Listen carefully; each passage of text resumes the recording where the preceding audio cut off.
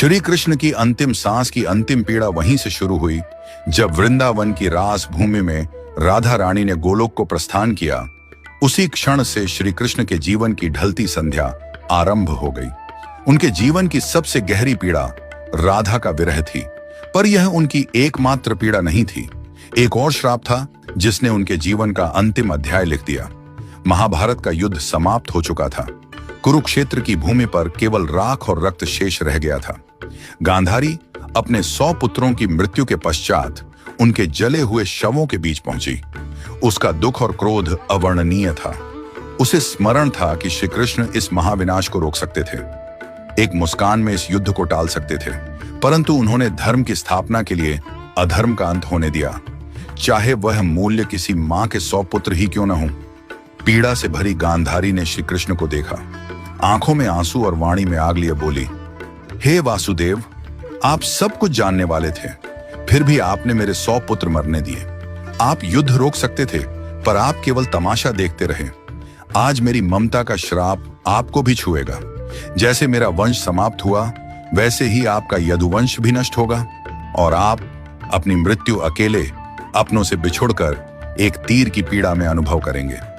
श्री कृष्ण ने गांधारी का श्राप शांत मन से स्वीकार किया, क्योंकि वह जानते थे यह भी उसी लीला का भाग है।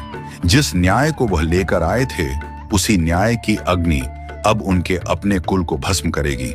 गांधारी का श्राप, राधा का वियोग और यदुवंश का अंत, यही वह अंतिम चरण था जिसने श्री कृष्ण के मानवीय रूप को सबसे गहरे दुख से भर दिया। त्रेता युग का वचन। त्रेता युग में श्री राम रावण वध कर अयोध्या लौटे। राम राज्य की स्थापना के बाद एक संध्या को अयोध्या के समीप एक तपस्वी राक्षस आया। नाम था जरासुर। वह युद्ध नहीं चाहता था, केवल एक प्रश्न का उत्तर चाहता था।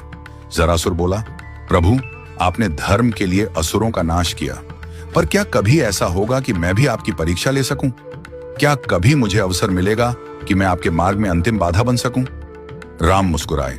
उन्होंने कहा, जब मैं द्वापर में श्री कृष्ण रूप में जन्म लूंगा, तब तू मनुष्य जन्म लेगा और उसी जन्म में तू वह अवसर पाएगा।